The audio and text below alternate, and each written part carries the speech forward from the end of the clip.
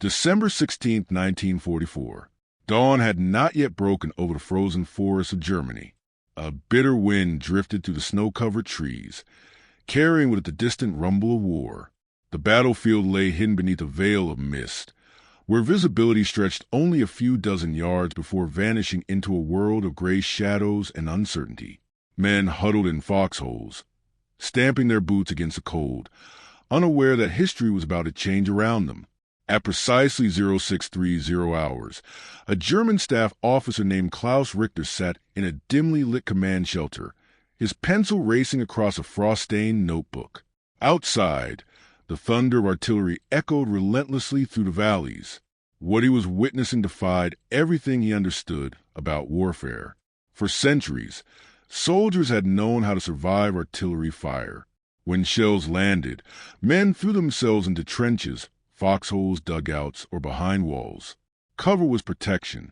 Entrenchment meant survival. It was one of the oldest truths on the battlefield. That morning, that truth died. Across the snow-covered fields near Hofen, German infantry advanced through the haze in carefully organized formations. They had crossed these landscapes before. They knew the dangers. They knew how to react when artillery arrived. Then the American guns opened fire. The first shells screamed overhead. Veterans instinctively dropped into foxholes and shallow trenches. Others threw themselves behind trees, embankments, and shattered walls. And then something impossible happened. The shells never touched the ground. Instead, they exploded high above the soldiers' heads. Brilliant flashes erupted in midair. A fraction of a second later, death rained downward. Thousands of razor-sharp steel fragments tore through men who believed themselves protected. Trenches became slaughterhouses. Foxholes became traps. Cover offered no safety. Within moments, entire platoons disappeared beneath clouds of snow, smoke, and blood. The survivors could scarcely comprehend what had happened. Again and again the shells burst in the sky. Again and again the fragments descended from above with terrifying precision. 3 minutes later, the battlefield was silent except for cries of the wounded. More than 700 German soldiers lay dead. Those who staggered back from the devastation struggled to explain what they had seen. Many repeated the same words over and over. The air kills. To them, it seemed as though the Americans had somehow taught artillery to think.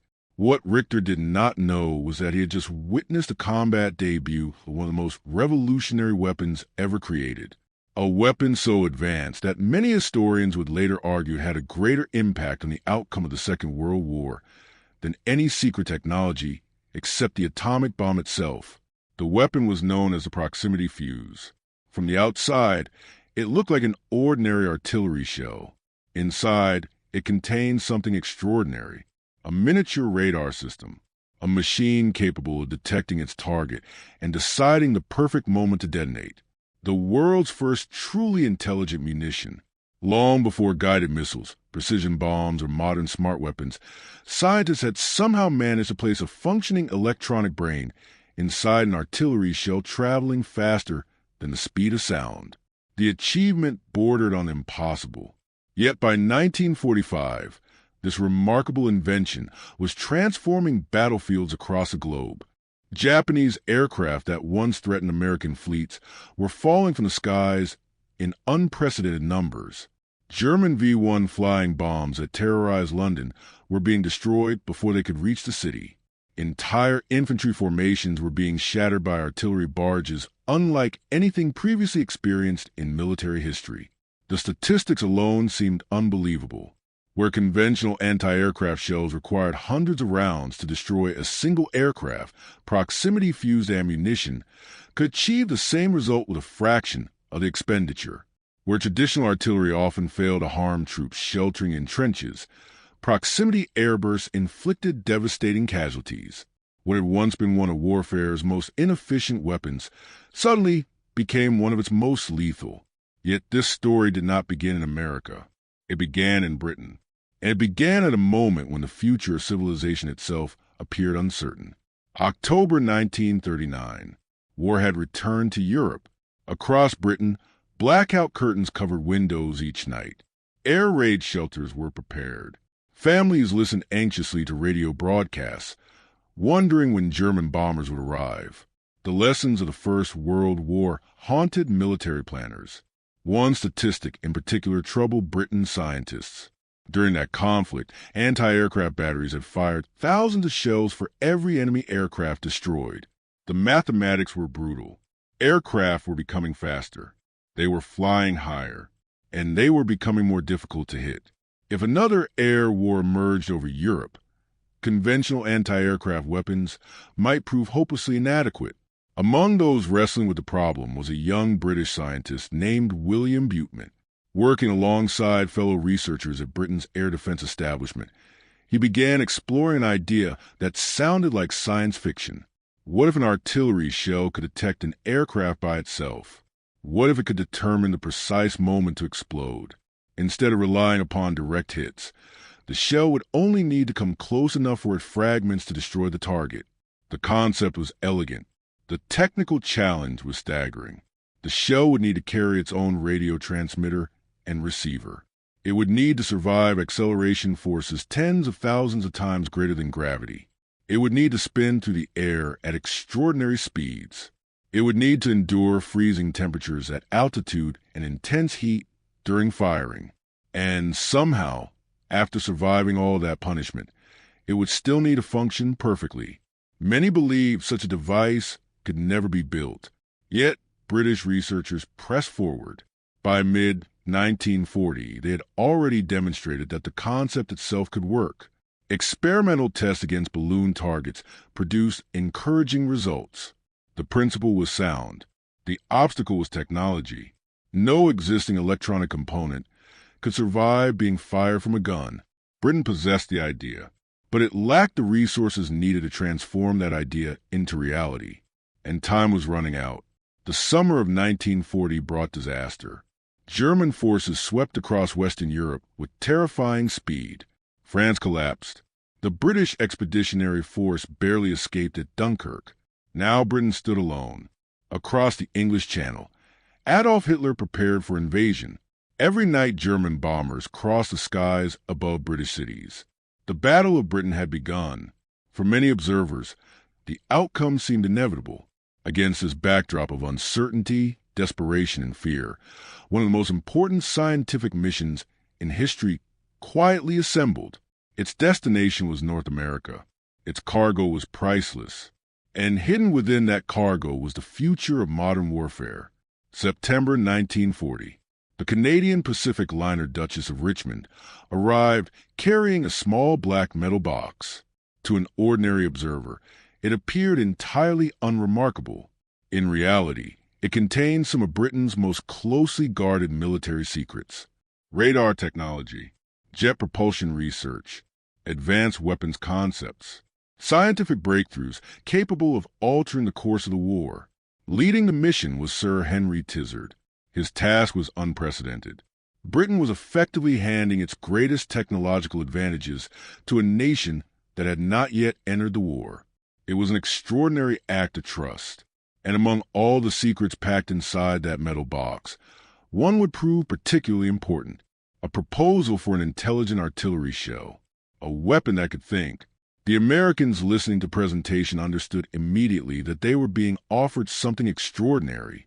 One scientist in particular became captivated. His name was Merle Tuve. Within a few years, he would lead one of the most ambitious weapons development programs ever undertaken. But as he listened to the British explanation, even he could not fully appreciate the scale of the challenge ahead. The scientists were not simply trying to improve artillery. They were attempting to create the future. And the future would demand miracles. Merle Tuve left that meeting carrying far more than a scientific proposal. He carried a responsibility. Across the Atlantic, Britain was fighting for survival. Cities burned beneath German bombs. Entire neighborhoods vanished overnight. Civilians crowded underground stations, seeking shelter from an enemy that seemed unstoppable.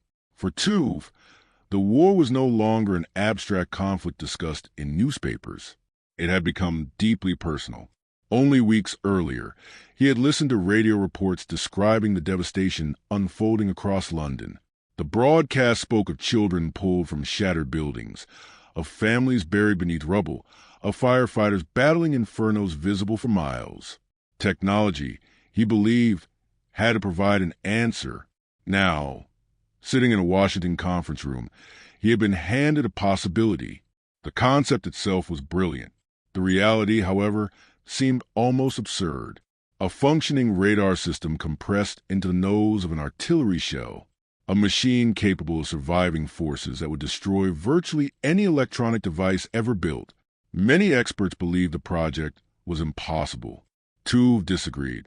Within weeks, he assembled a team of scientists whose combined expertise represented some of the finest minds in America: physicists, engineers, electronics specialists, researchers who had spent their careers pushing beyond what others considered achievable. What united them was a willingness to confront problems no one had ever solved before. Their headquarters occupied an unlikely location, the Department of Terrestrial Magnetism at the Carnegie Institution in Washington. From the outside, the building looked entirely ordinary. Inside, however, some of the most advanced weapons research of the war was beginning to take shape. The atmosphere was relentless. Long days became longer nights. Scientists slept on office couches. Laboratory lights remained illuminated until dawn. Failure followed failure. Yet progress continued. Every obstacle revealed another. Every breakthrough exposed fresh complications. The first challenge was obvious. Electronics of the era were fragile, extremely fragile. Vacuum tubes formed the heart of virtually every advanced electronic system. Radios depended on them. Radar depended on them. Communication networks depended on them. Unfortunately, vacuum tubes were notoriously delicate. Drop one onto a hard surface, and it shattered. Expose it to excessive vibration, and it failed. Fire from an artillery gun? The suggestion sounded ridiculous.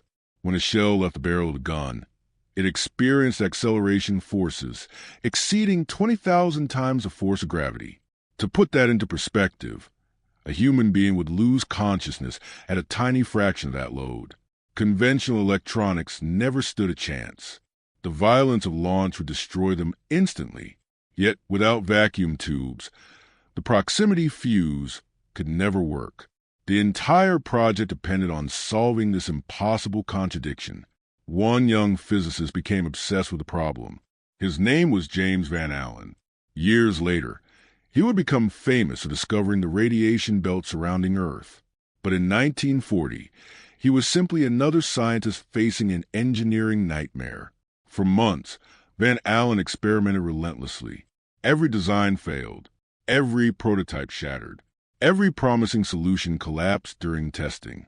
The forces involved were simply too extreme. Yet, gradually, tiny improvements emerged. Instead of suspending delicate components inside the vacuum tube, Van Allen redesigned them to be rigid and heavily reinforced. Filaments became stronger. Supports became thicker. Structures became more resilient. Each modification brought marginal gains. Still, the tubes continued to fail. Then came a breakthrough. Van Allen developed a mechanism unlike anything previously attempted.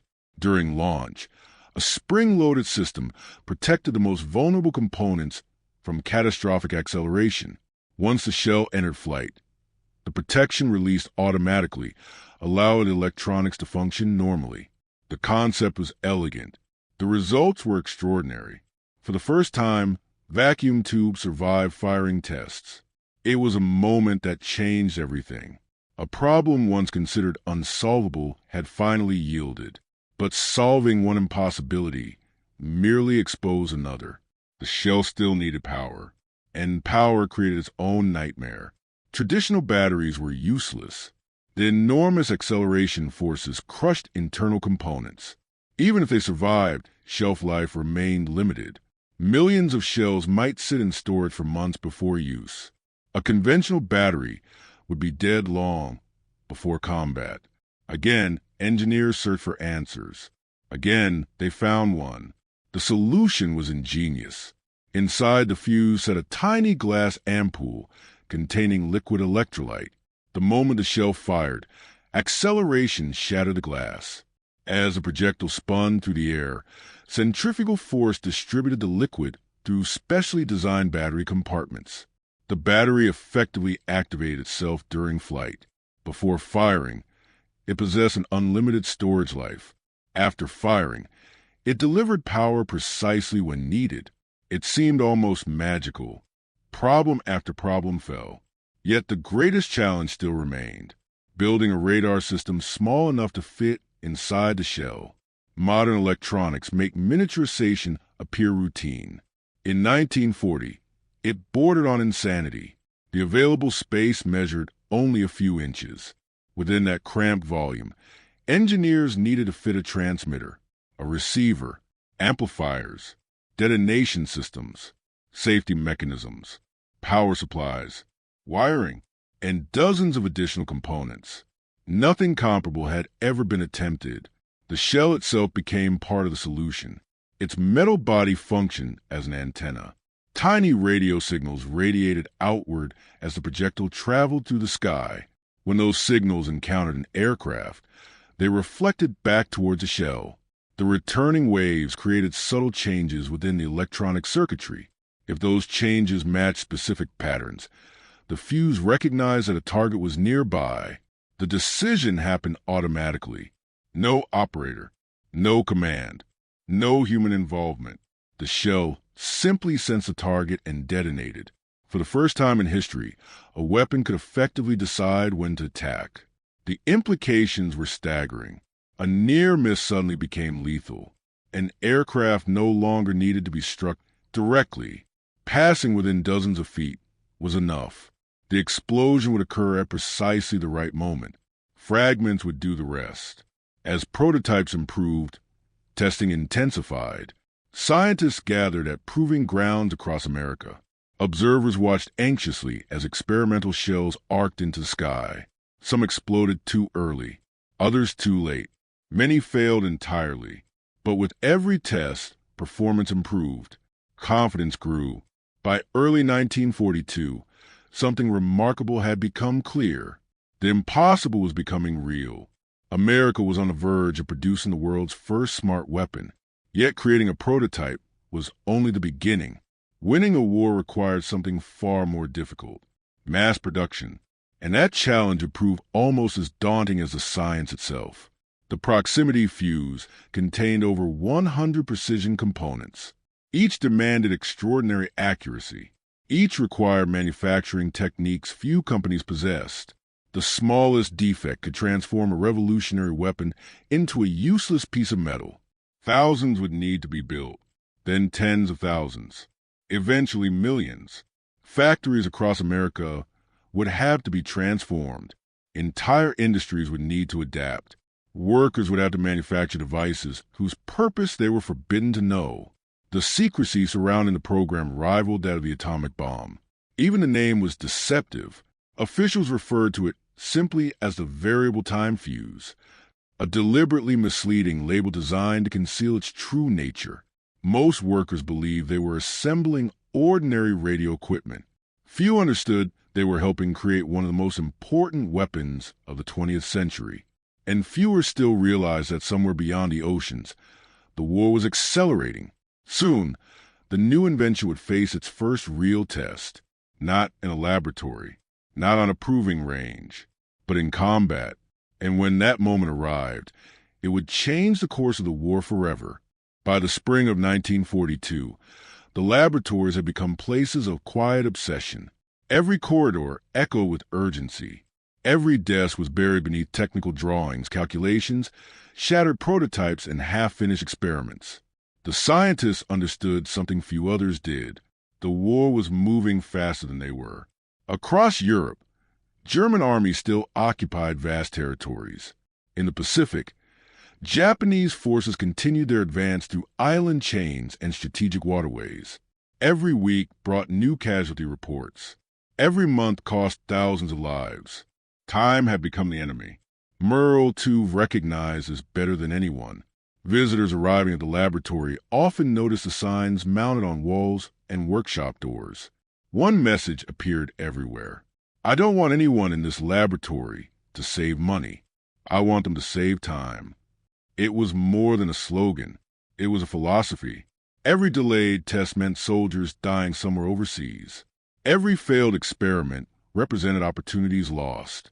The pressure was relentless. Yet despite the urgency, the team refused to compromise quality. The proximity fuse could not merely function.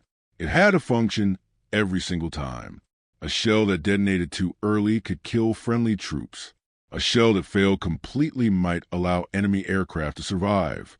Perfection was impossible. Reliability, however, was essential.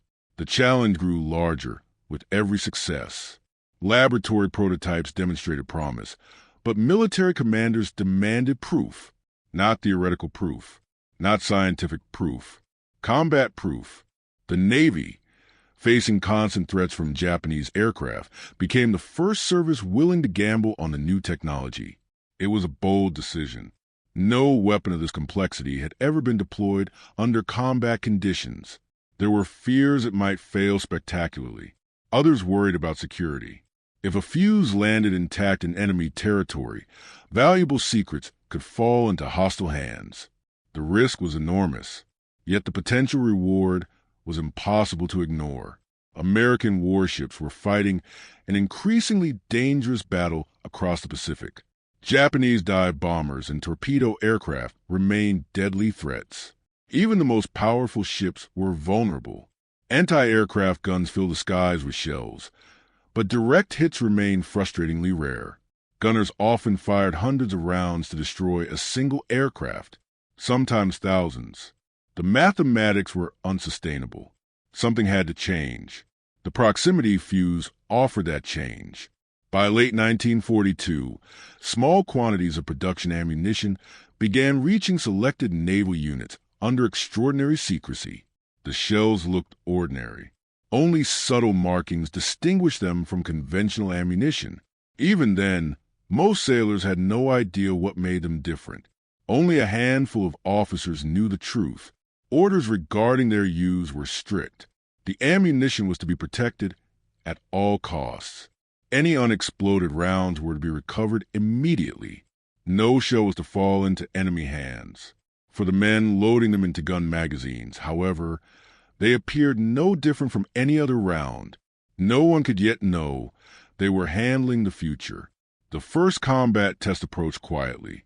There would be no announcement, no ceremony, no dramatic unveiling.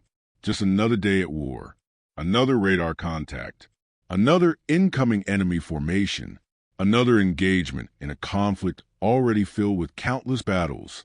Yet history often changes in moments that seem ordinary at the time. The sailors aboard USS Helena had no idea they were about to witness one of those moments. The cruiser cut through Pacific waters beneath clear tropical skies. Its crew had grown accustomed to danger. Japanese aircraft appeared frequently. Air raid alarms had become part of daily life.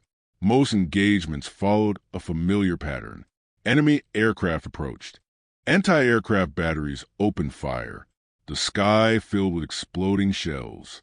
Sometimes planes fell. Often they escaped. It was an exhausting game of probabilities. Then came the radar report. Incoming aircraft. Multiple contacts. Closing rapidly. The alarm spread across the ship. Gun crews rushed to their stations. Ammunition handlers moved with practiced efficiency. The familiar rituals of battle unfolded once again. But hidden among the conventional shells were rounds unlike any ever fired before. Lieutenant Russell Cochran stood watching the approaching formation. Distance estimates arrived continuously. Target bearings updated by the second. The aircraft grew larger against the horizon. Soon they would enter range. Every man aboard knew what came next. What none of them knew was that warfare itself was about to change. The command to open fire echoed across the deck. The guns roared. 5-inch shells streaked skyward. Moments later, black bursts appeared far ahead of the attackers. The first salvo achieved nothing. The aircraft remained beyond effective range. A second salvo followed. Again the shells climbed into the sky. Again they closed on the approaching bombers. Then one shell passed near the lead aircraft. Not a direct hit, not even close by traditional standards. Yet suddenly the sky erupted. A brilliant flash blossomed beside the aircraft. For an instant, the bomber seemed frozen against the horizon. Then its wing vanished. The aircraft rolled violently. Flames erupted from the engine. Fragments tore through the fuselage. Within seconds, it transformed from a combat aircraft into a tumbling wreck. Silence spread through parts of the gun crew, not because they were afraid, because they could scarcely believe what they had just seen. The shell had never touched the aircraft. It hadn't needed to. Another burst followed, then another. A second Japanese aircraft disintegrated. A third spiraled toward the ocean. The attackers broke formation. Pilots who had expected to face conventional anti-aircraft fire suddenly encountered something entirely different. Shells that exploded with uncanny precision. Explosions that seemed to appear exactly where they were most dangerous. The psychological impact was immediate. For years, pilots had learned to evade anti-aircraft fire through maneuver and speed. Now those advantages appeared far less certain. The new shells did not require perfection. They required proximity. And proximity was far easier to achieve. By the end of the engagement, the results were undeniable. Enemy aircraft had been destroyed with unprecedented efficiency. Ammunition expenditure was dramatically lower. Kill probability had increased beyond anything previously experienced. The observers could scarcely hide their astonishment. Reports flowed rapidly through naval command channels. Senior officers demanded more data, more testing, more ammunition. What they received only strengthened their conclusions. The proximity fuse worked, not in theory, not in carefully controlled experiments. In combat, the implications rippled through the Pacific Fleet almost overnight. Ships that had once relied heavily upon fighter protection suddenly possessed a new defensive shield. Aircraft approaching American task forces now faced something approaching a wall of intelligent fire. The balance was beginning to shift. And this was only the beginning. Because while sailors celebrated these early successes, American factories were preparing something even more extraordinary. Mass production. Soon, not hundreds, not thousands, but millions of proximity fuses would begin flowing from assembly lines across the United States. And with them would come a transformation so profound that enemy pilots, soldiers, and commanders alike would struggle to understand what was happening. Many would believe the Allies possessed a secret weapon. In truth, they did, and its influence was only just beginning to be felt. The success of those first engagements triggered a reaction unlike anything the program's architects had imagined. For nearly 2 years, scientists had fought a battle invisible to the public. Their victories had been measured in laboratory reports, engineering drawings, and test results. Now, for the first time, they were receiving evidence from the battlefield itself. The reports arriving from the Pacific were extraordinary. Aircraft that should have survived were being destroyed. Attack formations that would once have penetrated defensive screens were breaking apart before reaching their targets. Ships were expending fewer rounds while achieving dramatically greater results. The mathematics left little room for doubt. The proximity fuse was not merely an improvement, it was a revolution. Within weeks, senior naval commanders began demanding larger shipments. Every fleet commander wanted the new ammunition. Every task force requested priority allocation. The challenge now shifted from science to industry.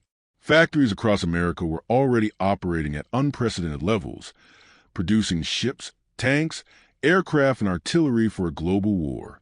Yet the proximity fuse introduced a new level of complexity. Each unit contained dozens upon dozens of precision components, miniature vacuum tubes, intricate wiring, specialized batteries, delicate safety systems. Every part had to function perfectly, and every fuse had to survive conditions that seemed almost impossible. The slightest manufacturing defect could transform a revolutionary weapon into an expensive failure. Despite these difficulties, production expanded at astonishing speed. Factories that had once manufactured consumer radios now produced military electronics. Companies that had built household appliances found themselves assembling advanced weapon systems.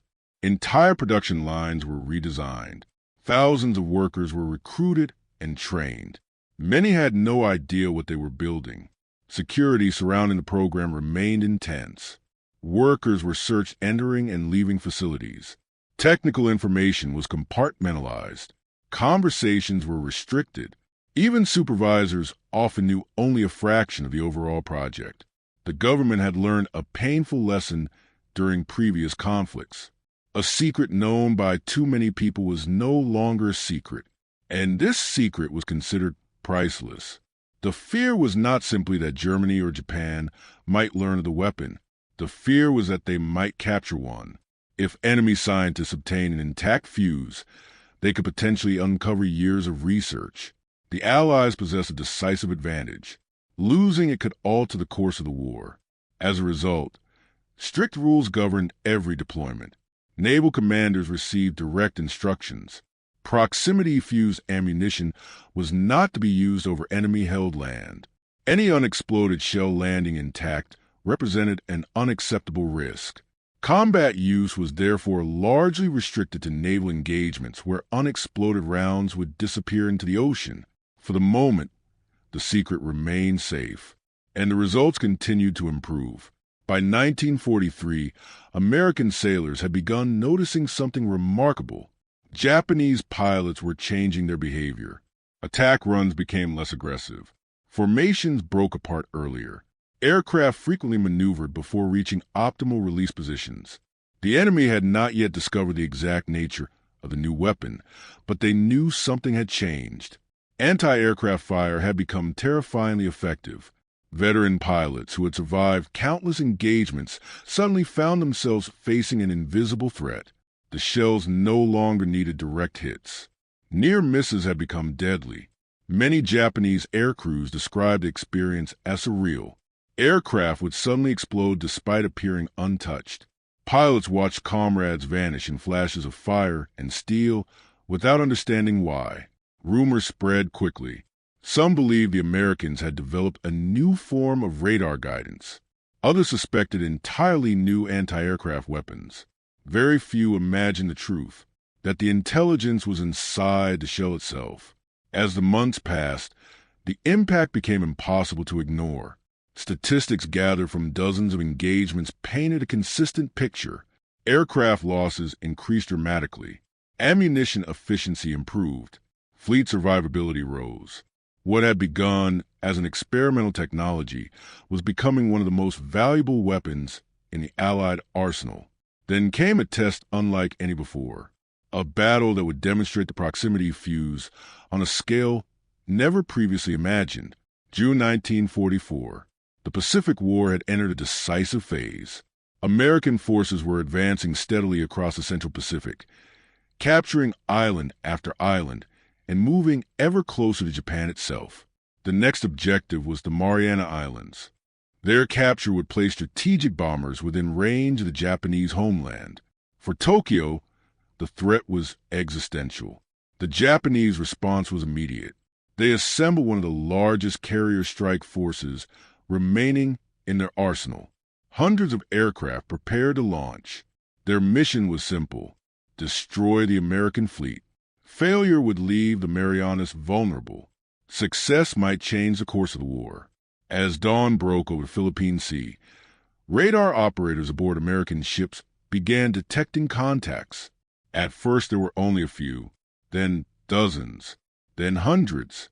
The screens filled with approaching aircraft. The largest carrier airstrike of the war was underway. Across the fleet, alarms echoed through passageways and compartments. Sailors raced to battle stations. Gun crews prepared ammunition. Fighter squadrons launched to intercept. Everyone understood what was coming. A battle unlike any seen before. Among those watching was James Van Allen, the same scientist who had spent months solving the vacuum tube problem. The same man whose innovations now sat inside thousands of shells distributed throughout the fleet. For him, the moment carried special significance. Years of work were about to face the ultimate test, not in a laboratory, not on a proving ground, but against an entire enemy air arm. The Japanese formations continued advancing. Wave after wave crossed the ocean. Pilots pressed forward with determination and courage. Many knew the odds were poor, yet they came anyway. Then the American guns opened fire. The sky erupted. Thousands of shells climbed into the air. Black bursts appeared among the incoming aircraft, and almost immediately, planes began falling. Not one or two, dozens, then scores.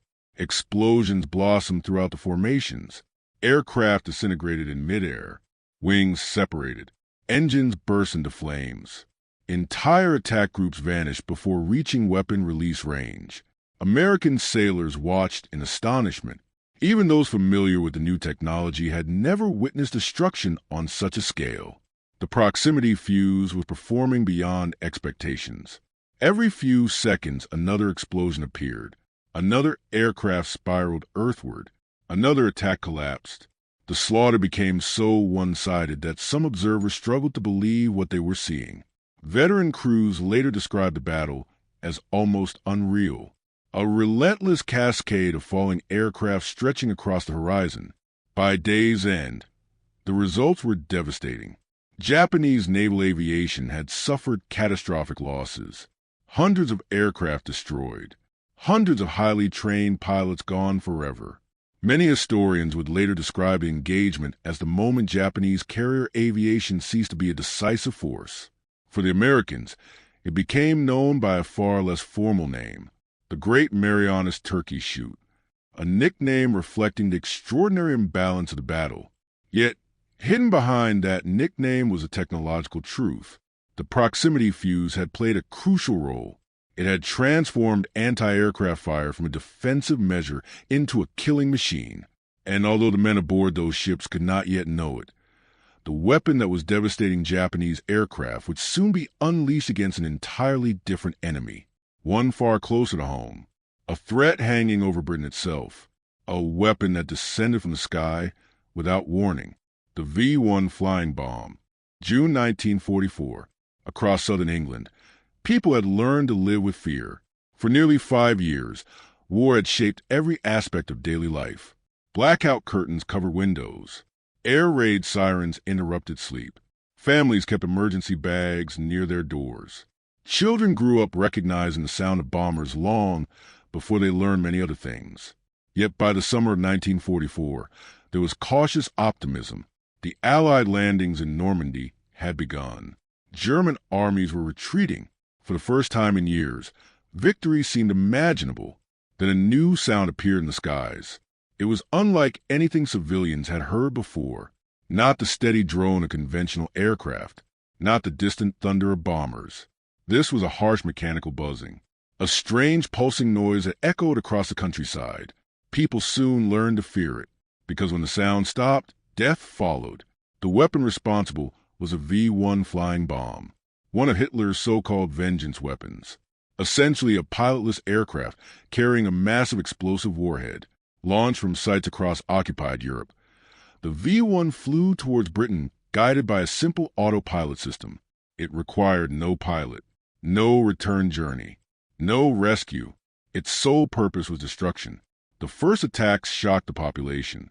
Without warning, explosions erupted across London and surrounding districts. Homes vanished. Streets disappeared beneath rubble. Entire families were buried where they slept. The psychological effect was enormous. Unlike conventional air raids, there was often no visible enemy, only the terrifying buzz overhead. And then silence. That silence became the most frightening sound of all, because everyone knew what came next. Somewhere below, the missile would fall, and somewhere below, people would die. The British government understood the danger immediately. If the attacks continued unchecked, civilian casualties could reach catastrophic levels. Morale might suffer. Industry might slow. Pressure on military resources would increase dramatically. Something had to stop the V-1S. Unfortunately, that proved easier said than done. The missiles were small, fast, difficult to intercept. Anti-aircraft guns struggled to engage them effectively. Even when radar tracked them perfectly, conventional shells often failed to score direct hits. The margins were simply too small. A slight error in timing, a tiny miscalculation in range, and the target escaped. For days, the situation remained deeply concerning. Then Winston Churchill made a decision. It was a decision many security officials strongly opposed. He authorized the use of proximity fuses in the defense of Britain. The risk was obvious. A failed shell might land intact in enemy territory. German scientists could potentially recover the technology. Years of secrecy might disappear overnight. Churchill accepted the risk. The survival of British civilians mattered more. The order was given. Shipments began arriving. Thousands upon thousands of proximity fuse shells flowed into anti-aircraft batteries surrounding London. The effect was almost immediate. Radar operators noticed it first. Plots that normally continued towards the city suddenly vanished. Missiles that should have reached their targets disappeared from tracking screens. Gunners noticed it next. Engagements that once required enormous ammunition expenditure began producing consistent results. Then civilians noticed. The explosions were happening farther away. The impacts were becoming less frequent. Something had changed, and that something was devastating the V1 campaign. The new defensive system combined several remarkable technologies. Powerful radar tracked incoming missiles. Electronic fire control computers predicted interception points. Heavy anti-aircraft guns delivered shells into those locations. And when the shells approached close enough, the proximity fuse completed the process. No direct hit required. No impossible precision necessary. The shell simply recognized the target and detonated. A near miss became a kill. Within weeks, success rates climbed dramatically. Then they climbed higher, and higher still. German commanders began receiving alarming reports. Missiles that should have reached London were being destroyed in unprecedented numbers. Launch crews adjusted tactics. They changed altitudes. They altered launch schedules. They experimented with different approaches. Nothing worked. The losses continued. Entire waves of V1s disappeared before reaching the city. The anti-aircraft belt surrounding London had become a killing zone. One British radar operator later recalled watching the transformation unfold. During the early days of the campaign, tracking boards filled with missiles moving steadily towards the capital. By the end of the summer, most never made it that far. The symbols simply vanished one after another. Destroyed, destroyed, destroyed. The statistics became extraordinary. Thousands of V1s launched.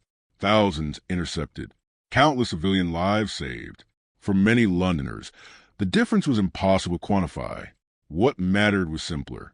More people survived. More homes remained standing. More children reached adulthood. The proximity fuse had become a shield. Yet even as Britain celebrated this success, another crisis was approaching. One far larger than the V1 campaign. Far larger than any individual battle. In the forests of Western Europe, German commanders were preparing a final gamble. A desperate offensive designed to split Allied armies and force a negotiated peace. The operation would become known as the Battle of the Bulge. For the Allies, it would represent one of the most dangerous moments of the entire war. For the proximity fuse, it would become something else. Its most terrifying demonstration yet. Because until now, the weapon had primarily hunted aircraft and missiles. Soon it would be turned against men. And when that happened, centuries of battlefield doctrine would become obsolete almost overnight. The soldiers waiting in the snow-covered forests of the Ardennes had no idea what was coming. But within days, many would encounter a form of artillery unlike anything they had ever experienced. An artillery barrage that seemed to think. An artillery barrage from which there was nowhere to hide. And the results would shock both sides of the war. Winter had tightened its grip across the Ardennes. The forest stood silent beneath layers of snow and ice, their dark pines stretching endlessly across the landscape. Roads had become narrow corridors carved through frozen wilderness. Visibility was poor. Temperatures plunged below freezing. Even veteran soldiers struggled against the cold. To many Allied commanders, the sector appeared quiet. Too quiet. The terrain was considered unsuitable for a major offensive. The dense forests, limited roads, and harsh weather seemed to favor defense rather than attack. That assumption would prove catastrophic. Before dawn on December 16th, the silence shattered. Thousands of German artillery pieces opened fire simultaneously. The barrage rolled across the Ardennes like an earthquake. Telephone lines were severed. Command posts disappeared beneath explosions. Entire sections of the front descended into confusion within minutes. Then the German attack began. Columns of infantry emerged from the forests. Tanks advanced through the snow. Assault units pushed towards vulnerable sectors of the Allied line. It was Hitler's final gamble, a desperate attempt to split Allied forces and alter the course of the war. For American commanders near the front, the situation deteriorated rapidly. Reports flooded headquarters. Enemy breakthroughs, lost positions, overrun observation posts, encircled units. The scale of the offensive exceeded all expectations. Among those receiving these reports was Colonel Oscar Axelson. His artillery units possess a resource unlike any other formation in Europe: thousands of proximity-fused shells. The ammunition had arrived only days earlier. Strict instructions accompanied every shipment. Under no circumstances were the shells to be used in ground combat. The risk remained too great. An unexploded fuse might be captured. German scientists might uncover its secrets. The weapon's existence could be compromised. For months, those orders had remained unquestioned. Now they collided with reality. Forward observers reported overwhelming German assaults. American positions were collapsing. Entire sectors faced destruction. Axelson examined the situation and understood what was at stake. If his artillery failed to stop the advance, hundreds of American soldiers might die before the day ended, perhaps thousands. The decision weighed heavily: obey standing orders, or use the weapon. Shortly after dawn, he made his choice: load proximity fuses, set for air burst, fire for effect. The command traveled rapidly through gun batteries. Crews prepared ammunition. Shells disappeared into breeches. Gun barrels elevated. Target coordinates were confirmed. Then the first salvo roared into the winter sky. The shells arced high above advancing German formations. Below, infantrymen continued moving forward. Many were veterans, men who had survived campaigns in Poland, France, Russia, and Normandy. They knew artillery. They knew how to survive it. When the first explosions appeared overhead, instinct took over. Soldiers threw themselves into foxholes. Others dropped behind walls.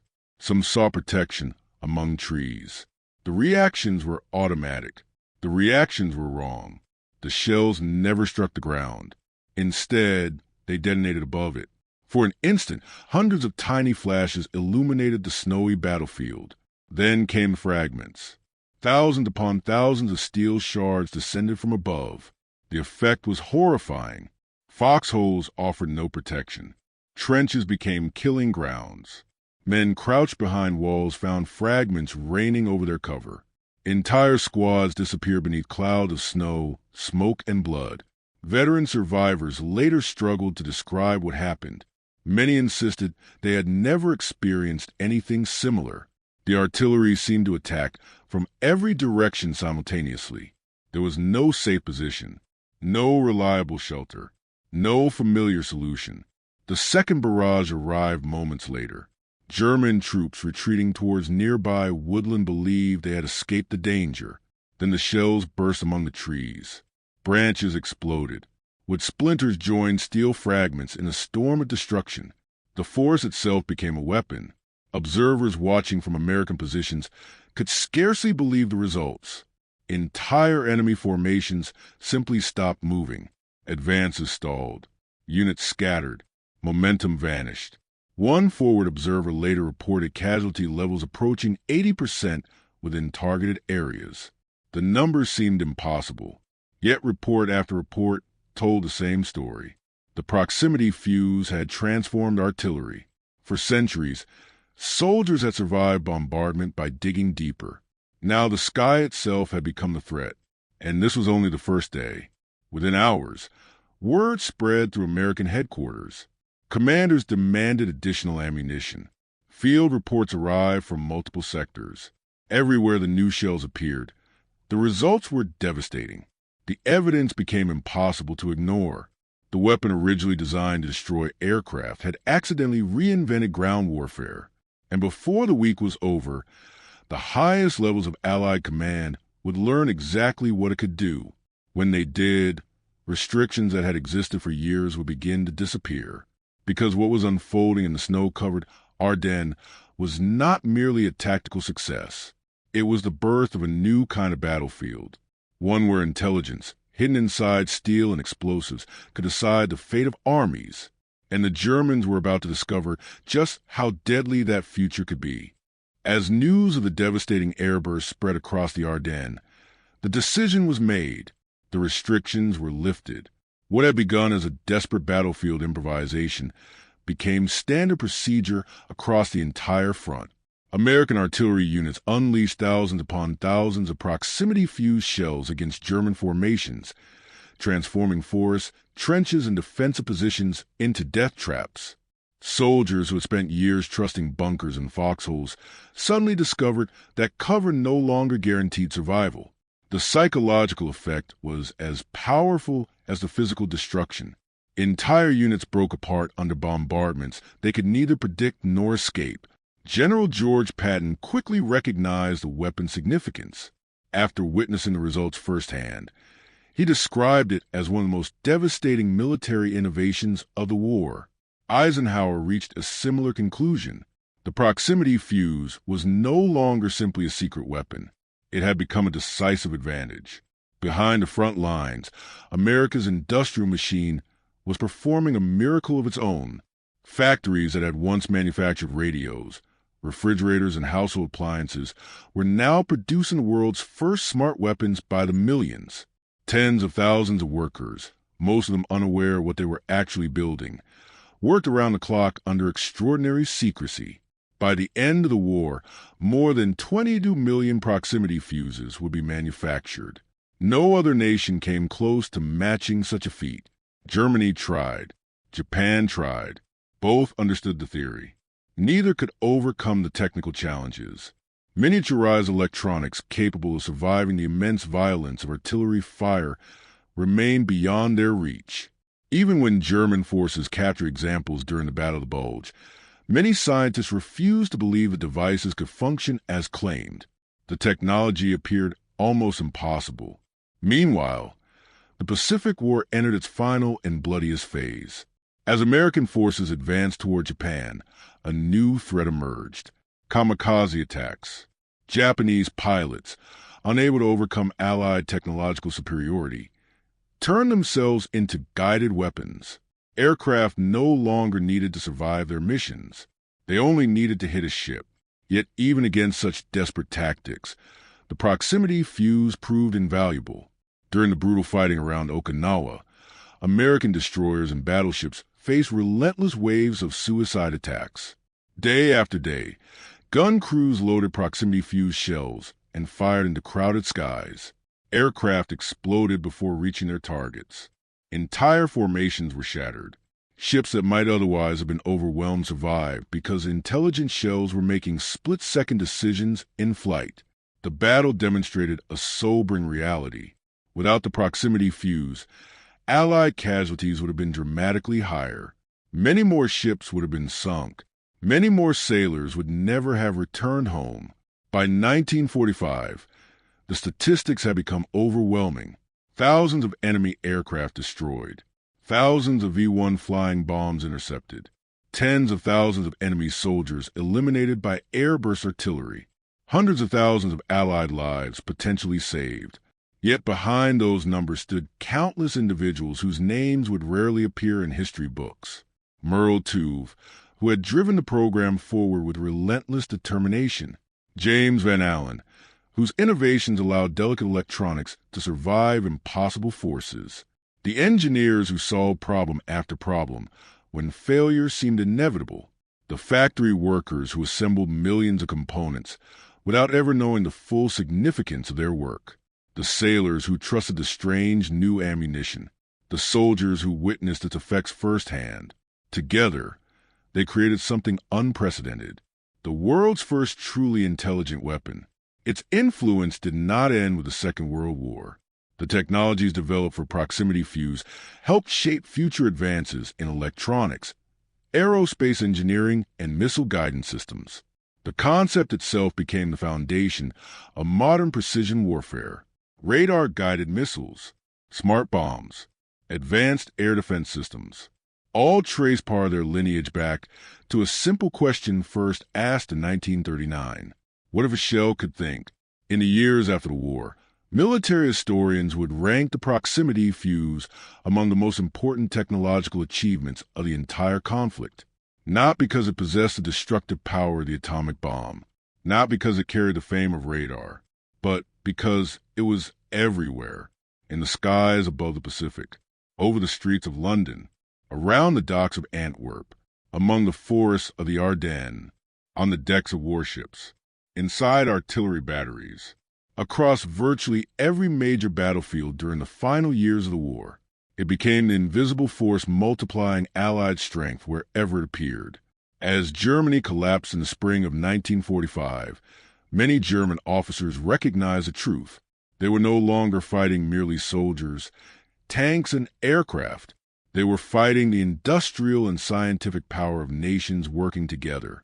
The proximity fuse represented that power in its purest form.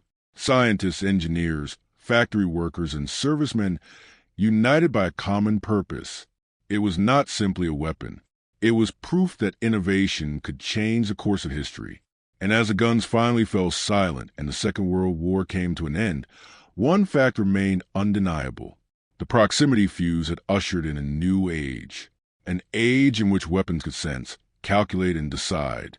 An age in which intelligence itself became part of the battlefield. The frightened German soldiers who watched shells explode above their heads in the winter of 1944 had unknowingly witnessed the arrival of that future, a future born in laboratories, perfected in factories, and tested in war, a future that still shapes the world today. The weapon that thought had arrived, and nothing in warfare would ever be the same again.